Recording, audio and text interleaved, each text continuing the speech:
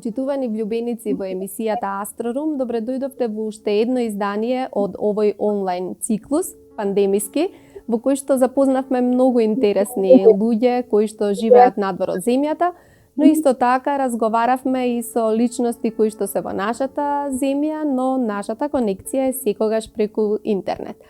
Јас денес имам посебна чест и задоволство да разговарам со музички новинар, кој што неодамна имаше свое трето издание, овој пат многу различно од претходните две. Во првите две изданија тој разговараше со многу видни личности од музичкиот свет, но и од културата воопшто, а сега ја збогати книжевната понуда со рецензии, тоа не било кои, туку оние кои што во текот на 15 години беа објавувани во реномираниот портал All About Jazz. Сигурно ќе претпоставите дека станува збор за Ненад Георгиевски, инаку по професија професор по англиски јазик, фриленс новинар. Тој е главниот човек на еден многу интересен фестивал на музички документарци, кој што еве веќе 5 години трае во нашата држава, и јас да не должам многу да има тој што да каже и да се пофали во емисијата, му посакувам добре дојде. Добре дојдовте Ненад во емисијата. Добре дојде. Ние неодамна имавме... Честни што ме поканивте да учествувам во оваа емисија. Неодамна имавме многу интересна онлайн промоција, но сега сме тука со повеќе простор посветен вам да ги кажеме поединоците за книгата Press and Play. Јас ја држам во раце, таа е во издание на Арс Ламина. На 200 страници, распослани многу рецензии на албуми, на настапи во живо, на фестивали, изложба, секаде каде што се среќаваат македонски уметници од овој новиот бранд, би рекле, на современа музика. Она што е многу важно е што книгата е целосно на англиски јазик и мислам дека најголемата добивка ја имаат самите уметници, што ќе можат нивната музика ќе може на овој начин да допре до светот надвор. Кажете ми, 15 години од 2004 година почнавте со Трета мајка на Тадич Стефановски и последното издание ќе ни кажете кое е. Тоа се рецензии кои што се многу читани во All About Jazz. Но ајде да почнеме со работката со овој реномиран портал. Па добро, веќе имав некакво искуство со новинарство. Со фриленси до 2004. Со некакви скромни пишувања, со убави интервјуи. Таа стварно секогаш ми било по-јака. Меѓутоа, со пишување добиваше се повеќе на замот. За време на едно патување запознав некој човек кој што ги предложи All About Jazz. Почна концертот на Пет Метини в 2004 и ги сугерираше нив. Едноставно ги контактирав, веќе имав некаков материјал кој се може да го понудам. Ако се текна тоа 2004 беше Теми Кути во Скопје, имаше некои изданија, почнав некои соработки со странски издавачки кути, што се World Circuit, тоа што време тие беа издавачите на време се Social Club. И полека почна таа соработка и одењето напред со грабење нов простор. Многу е интересен вашиот пат. Се работи за... Вие сте новинар кој што е излезен од праксата, голем ентузијаст. Ако знаеме дека сите што се занимаваат со култура, со новинарство во културата, знаеме дека е тоа осудено на дисконтинуитет, на непостоење на некој медиум кој што ќе трае со години, со децении, за да може да се подвлече една линија, кај што ќе може да се следи еден раст. Вие пак дури во джезот, уште пострашно, би рекле. Ако се нема таа голема љубов и оптимизам, човек одамна би се откажал од работава. Но вие толку љубопитно се уште навлегувате и никогаш не подлегнавте масовно да ги следите појавите. Значи ова е избор на албуми, на настапи во живо. Не дека се што се случило влегло во вашиот избор. И човек кога ќе ги прелиста сите рецензии, ќе свати дека се работи за некој правец кој што е своевиден фјужен, еден уметнички, во кој што влегува и джезот, и етно, world, што би рекле, класичари имаме, Никола Коџабашија и Александар Пеовски ги споменавте, значи електроника како Кирил Џајковски, некаков си псевдо кабаре на Фолтин, на Джијан. Како се раководевте? Дали сепак се работи за лични преференции или пак имавте некаков компас, некој ве советуваше, своевиден ментор, се угледавте некому? Па добро, повеќето луѓе ги познавав, но тие ги запознавав, не спомнав дека живеев во тој период во Нови Сад и веднаш по моето доаѓање таму се случи тоа што се случуваше ваму во Скопје, во Македонија, се префрли ваму во Нови Сад и во Белград. Веднаш после тоа се вработив во еден дневен лист и имав таа среќа тој уредник Пеџи Џуран да се заинтересира овако за тоа што се случува во Македонија, дека имаше најави дека некои бендови доаѓаат. Имав и ангажман во еден фестивал Интерзон. И разни манифестации носеа различни македонски бендови. Така што сакал Никел, значи покрета со All About Jazz, имаше тука и богати активности со локалните медиуми во Нови Сад, во Србија. Дали Сивон Трчевски, со точно Гюмар има настап со македонската филхармонија на Номус. Низар би издадат и албум тогаш и има настап, мислам на Екзит, не сум сигурен. Сестат има албум, ги букираме на Екзит, на фестивалот Интерзон, тоаш ги донесо Фолтин и проект Жглус. Така да тие некои активности тука се поклопија. Мислам, има голем интерес за македонската музичка култура во тие некои одредени култури кругови во Нови Сад, во Белград. И едноставно ја им бев се најдам на вистинското место во вистинското време. Бидејќи базата на книгава е сепак All About Jazz, вие таму пишувате и се уште сте активни, нели, 15 години, тој распонот на рецензиите кои што најдоа место во книгата. Самиот портал нуди формат. Вие морате во многу куси, толку и толку карактери, во многу куси рамки да кажете се што мислите за албумот. И тоа фасцинира што вие давате еден убав осврт, што можат да слушнат слушателите или што виделе. Потоа редовно кон крајот ги давате сите генерали за албумот, одлични информации, се што е потребно, нели?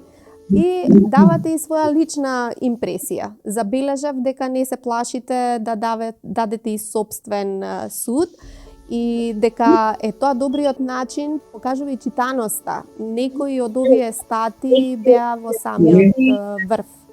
Ќе ни кажете малку за тоа, бидејќи сериозен портал е, чита меѓународна јавност, референтен е. Ограничењата кај All About Jazz се 510 зборови за нормална рецензија или редовно. Се над тоа е extended analysis. И тоа си има исто своје ограничување до некаде 700-800 зборови, а се последните неколку години тоа се пробива и е понесе инспирација и така натаму.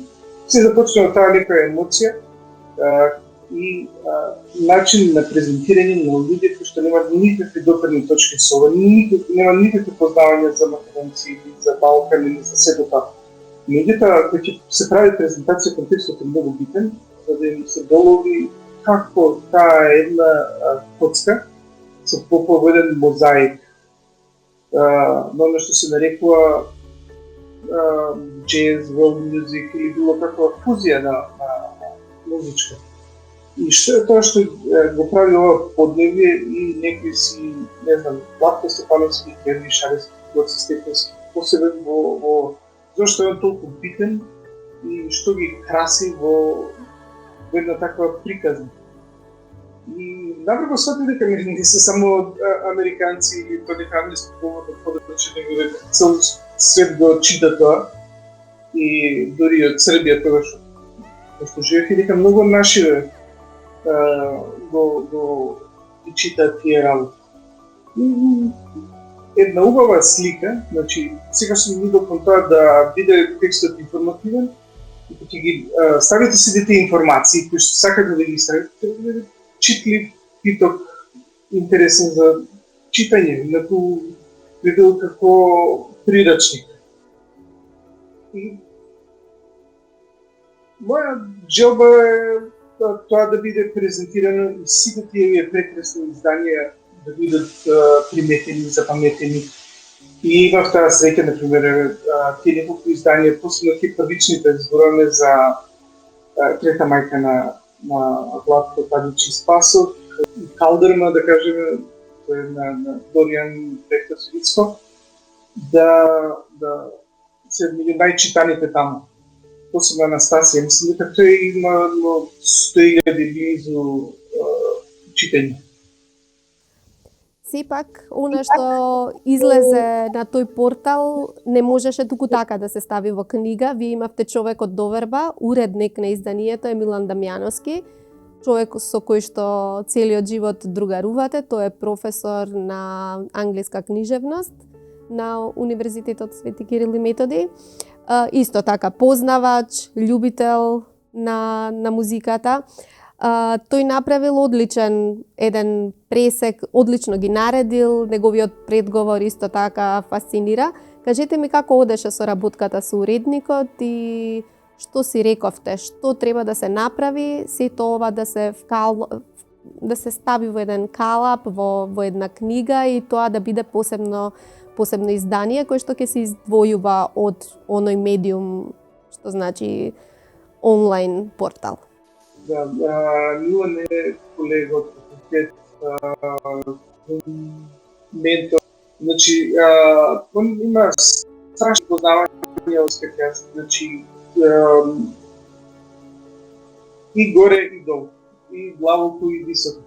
За секоја дилема, за секој аспект, за секоја нијанса, значи секој го консултирав и он човекот секаше во текстот тие пишување. И во тие први моменти кога ги проверав тие текстови, беше многу важно и нека второ мислење и некако пречувствав таа важност на тие текстови. Он беше тој кој што ме ослободи во смисла да се препуштам да дозволам текстовите да се одмотуваат, да се шират, да се збогатуваат, не само лексички или онака комплексно, туку и да се развиват во едни убави, приказни, подприказни, кои што во секој време ќе бидат интересни за читање, после 15, 20, 30 години да бидат интересни за читање. И така што немаше многу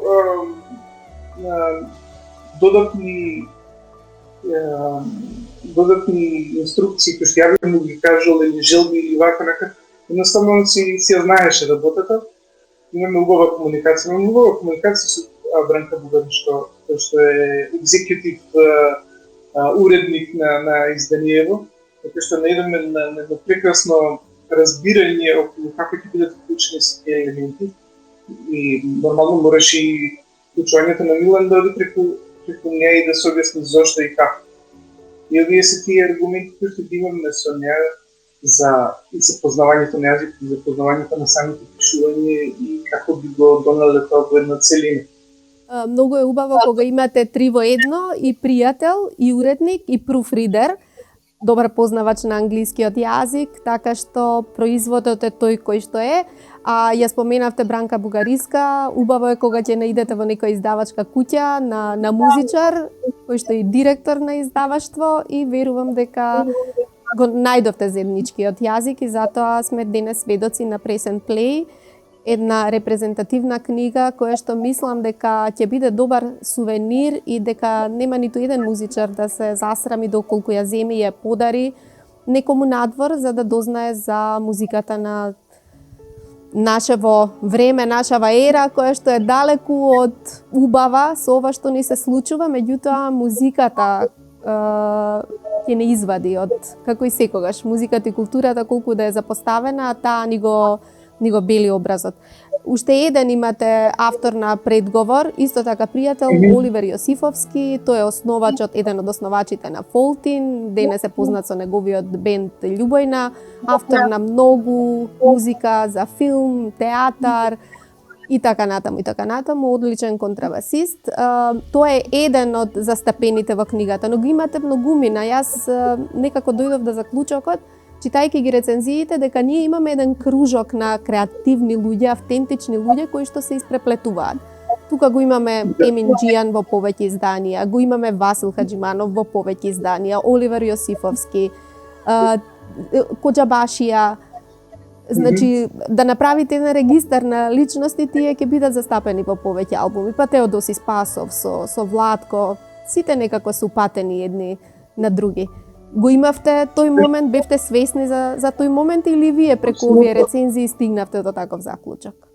Имав таа среќа дека тие луѓе во тоа време се спријатели, не доаѓа на концерти. Имаше страшно убава дружба.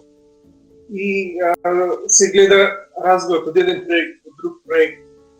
И една повторно за некоја странска публика, вие кажувате таа поврзаност и ја презентирате, значи во еден контекст кој што они би можеле да се направат мапа. Тоа истото важи и за овдешната публика, значи тоа не е наменето само за луѓе од надвор, за сега кој што е заинтересиран за квалитетна убава музика. Доколку беа само рецензии на албуми, студиски и оние снимени во живо, немаше сликата да биде комплетна, доколку немавме приказ, односно хроника на Оффест, на Скопскиот джез фестивал, на изложбата на Жига Коритник.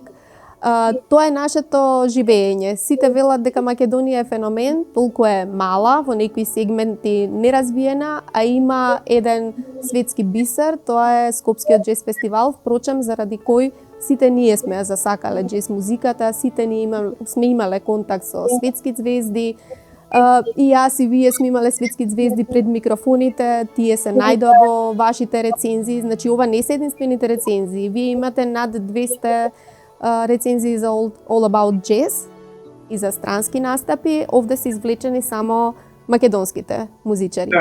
Па можете да ни кажете во тој контекст нашето живење овие 15 години, таа е вашата временска рамка во книгата. Не би било комплетно ако не се стават и концертни рецензии на домашните и на странските кои се случиле тук.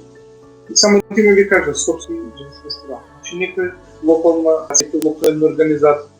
За овој случај е пак Оливер Делопек.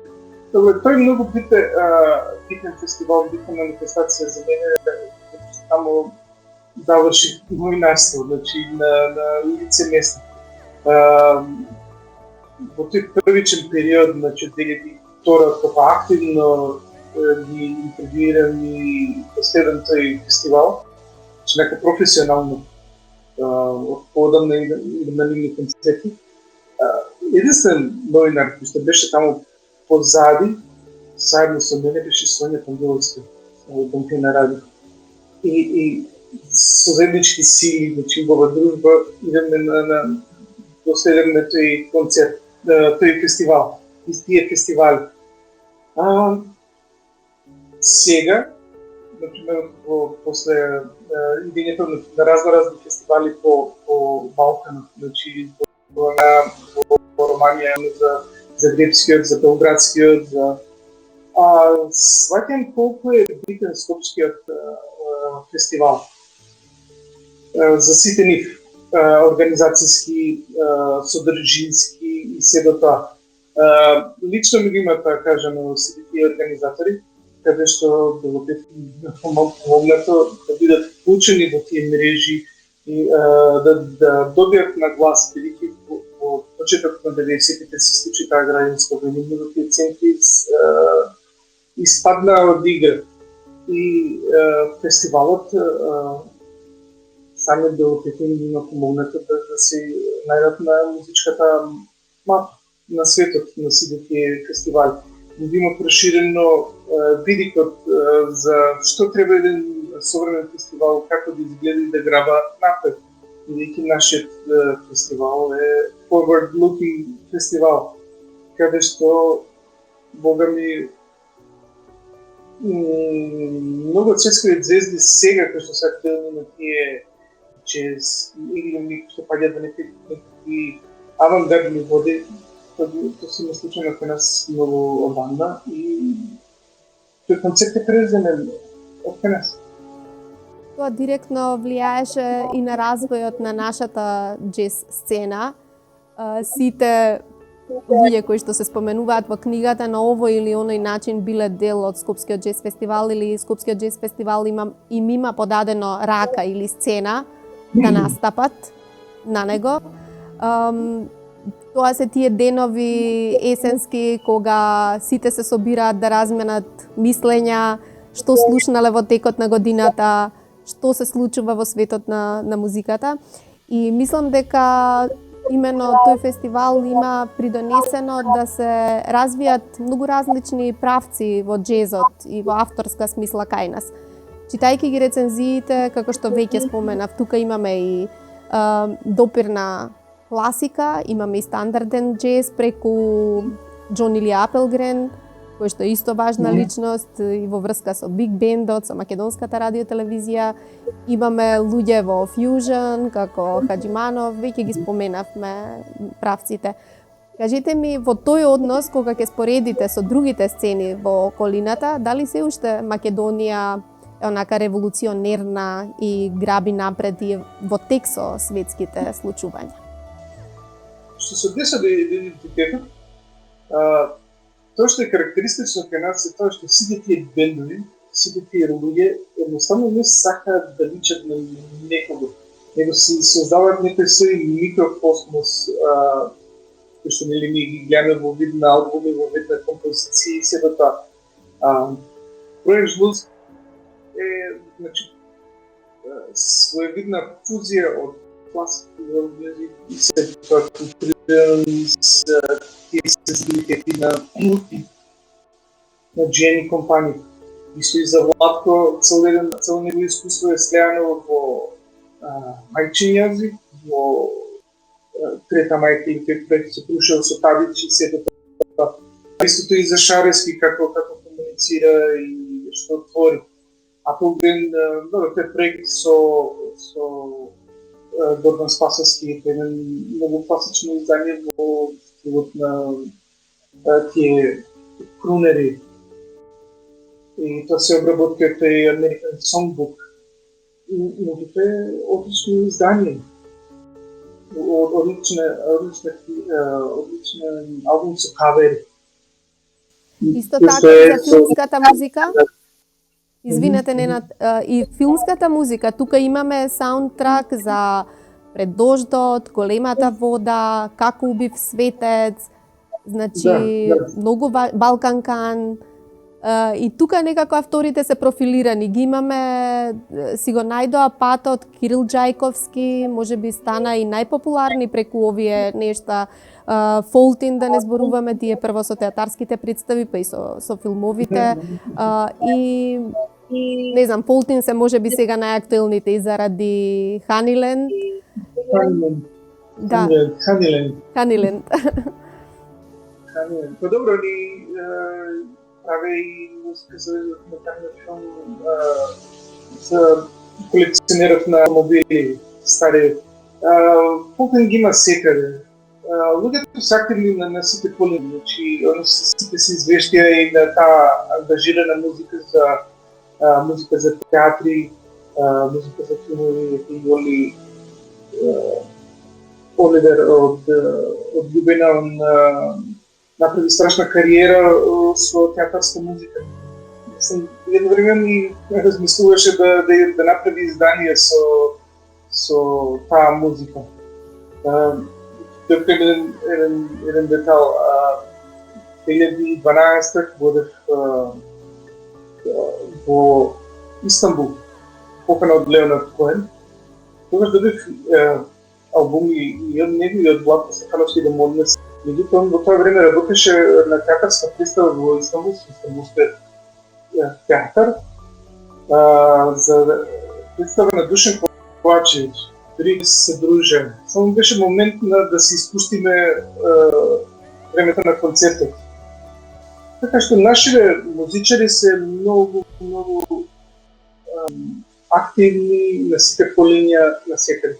Кирил Џајковски, сеќавам во период на Шоу Стар бенд, неговиот се кој што настапуваше на екзит по Хрватска. Меѓутоа истовремено се случува и тие некои филмови Пашина, Балкан Хан, Големата вода, сето тоа. И мораше да се пишу. Ете, Лака Пинјера беше тогаш награден панет него со теми од филмските музики. Ти открием и ова. 2009 тоа беше настапот на Мориконе и беха на пресконференцијата кога поставувам сите прашања. После тоа одвои малку време со новинарите и го подарив тој и се заинтересира за тоа издание. И го знам човекот. Го преслушам. Што е одлика на сите тие големи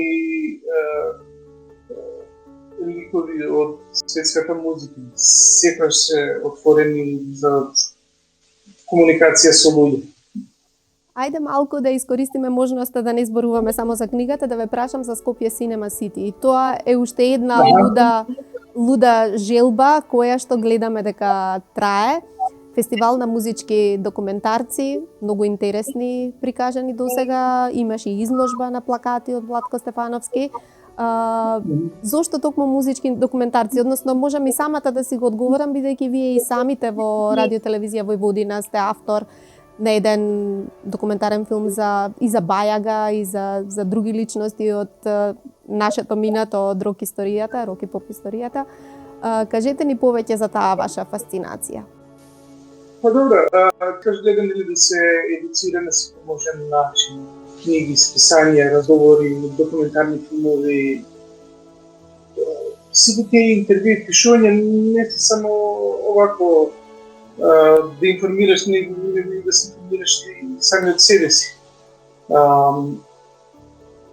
Работата ми се пак ќе спомнеме таа меѓуповрзаност. Ете, првото познанство со Владко беше таа рецензија за Трета мајка. Еден кој се случија таму, дали концертни и сето тоа. И интервјуа, се и свашта. Тоа е едната страна од приказната.